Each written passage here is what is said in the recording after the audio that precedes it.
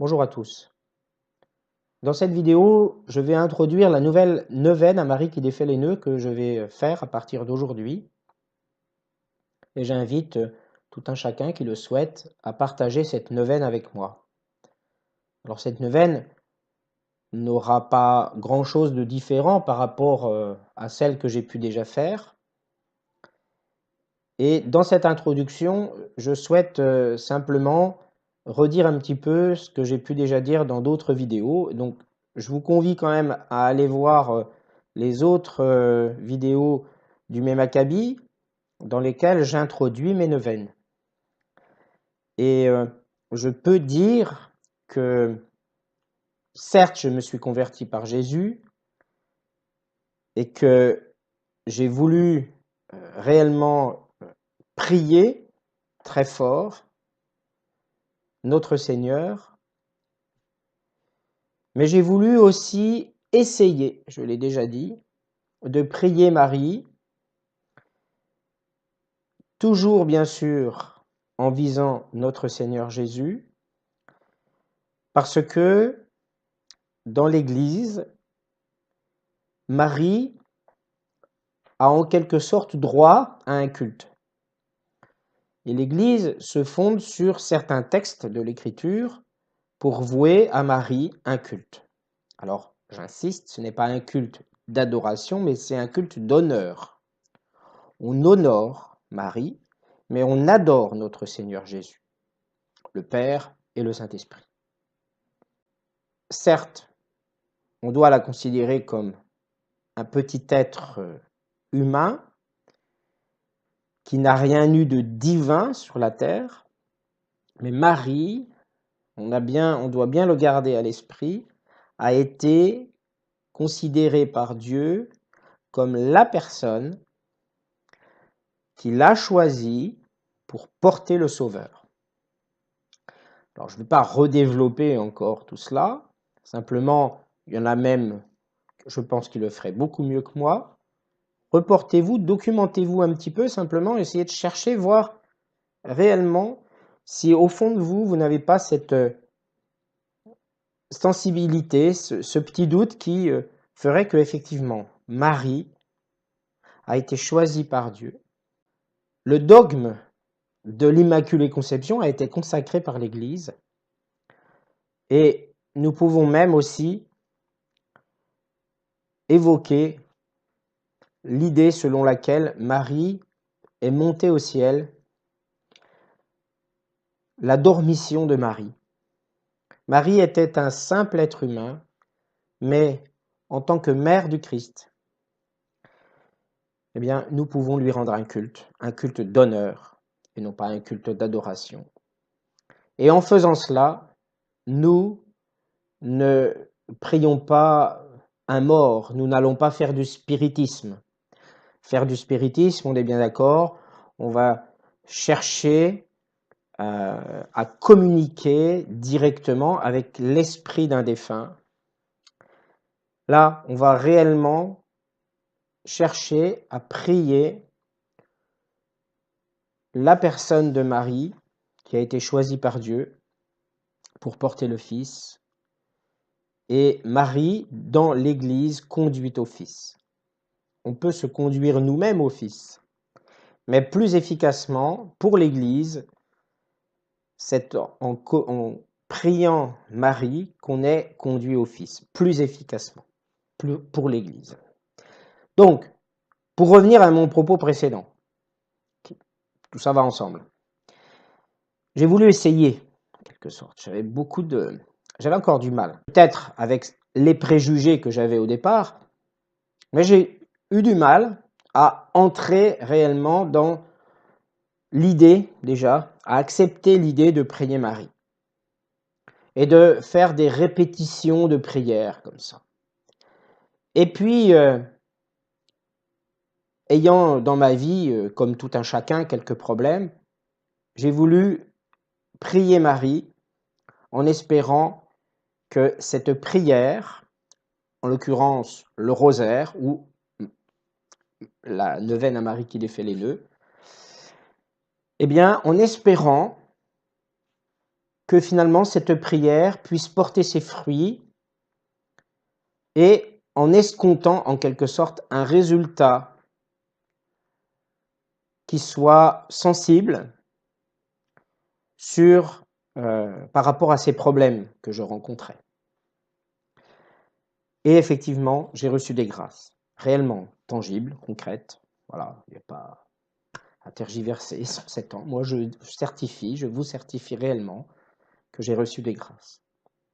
Et c'était des grâces qui n'étaient pas spécialement, miraculeuses, mais qui étaient concrètes, tangibles, efficaces, et qui étaient réellement, à n'en pas douter, une réponse du ciel.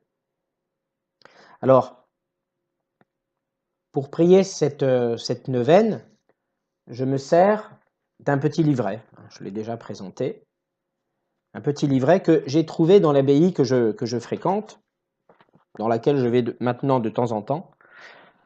Et j'ai eu une question d'un internaute qui m'a demandé où est-ce qu'on pourrait se procurer ce livret. Alors moi je l'ai acheté en l'occurrence donc dans 2 € dans une abbaye, mais c'est un produit qui est distribué par les établissements Prouvost, P-R-O-U-V-O-S-T, sans faire de publicité. Je ne l'avais jamais dit avant. Et donc c'est un support sympathique, au lieu qu'on ait tout le temps des supports numériques. Moi j'aime bien avoir des supports papier aussi, m'aider un petit peu des deux. Et je trouve que c'est un beau petit livret. Voilà. Alors il n'y a pas d'image, il n'y a que du texte, mais je dirais par là que les paroles dites dans ce livret sont très belles. Donc, alors un dernier aspect dans cette introduction concerne les personnes qui m'écoutent, qui regardent de temps en temps mes vidéos et qui n'ont pas encore réellement rencontré le Seigneur, qui n'ont pas réellement accepté notre Seigneur Jésus comme roi, comme sauveur. C'est mon opinion, c'est ma conviction. Je dirais vraiment, avec toutes les réserves, que oui, pour rencontrer le Seigneur, nous pouvons prier Marie, puisque pour l'Église, Marie conduit plus efficacement au Christ, mais que réellement, si on ne l'a pas encore rencontré, la neuvaine à Marie qui défait les nœuds, je ne suis pas réellement persuadé que ce soit un bon chemin, un chemin vraiment adapté. Ce que je pense, c'est que réellement, lorsque on en arrive à un chemin, à une étape dans le chemin de notre vie qui réellement nous fait douter de plus en plus de l'existence ou de la non-existence de Dieu, c'est que réellement on a quelque chose en nous qui doit sortir et une sorte, on va dire, d'étape à franchir dans notre vie pour nous positionner une fois pour toutes vis-à-vis de Dieu. Et moi je pense réellement que lorsqu'on en arrive là, déjà la démarche de la conversion n'est pas loin. Et je pense que lorsqu'on commence à se poser ces questions, c'est que effectivement, on va plus vers la conversion que vers un abandon total de nos doutes et aller de l'autre côté, au contraire, vers l'athéisme.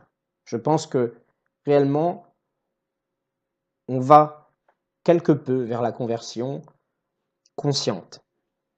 J'ai déjà expliqué mon parcours de foi et je vous convie à écouter la vidéo que j'avais enregistrée il y a quelque temps sur mon parcours dans le paranormal et dans la foi. J'explique très clairement mon parcours. Et chacun a un parcours qui est totalement différent, qui peut être totalement différent de l'autre. Alors, c'est pas difficile. On demande tout simplement. On fait une prière jaculatoire en soi. On se met dans sa chambre et on prie le Seigneur. On lui demande tout simplement de nous guider et de nous dire « Seigneur, que veux-tu de moi ?»